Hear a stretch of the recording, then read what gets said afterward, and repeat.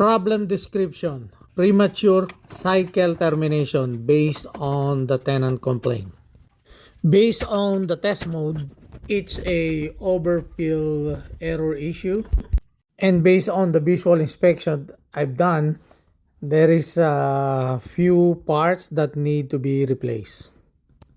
The first one is the magnetic lead switch. The second one is the tab ring.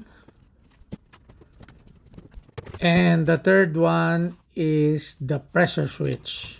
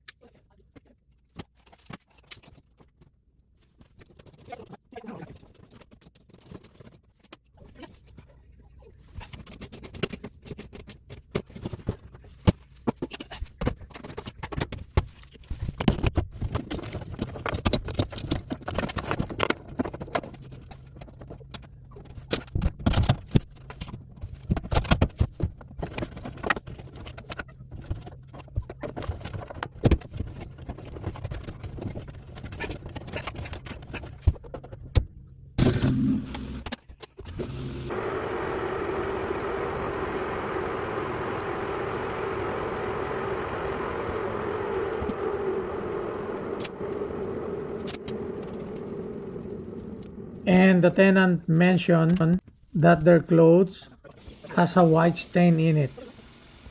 I decided to apply a caution remover to descale the machine, removing the build-up that caused stain and odor, and ran a full cycle.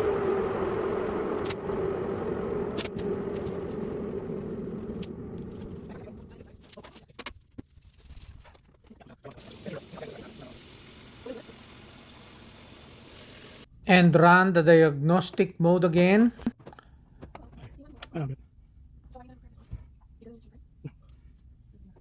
And clear the error code.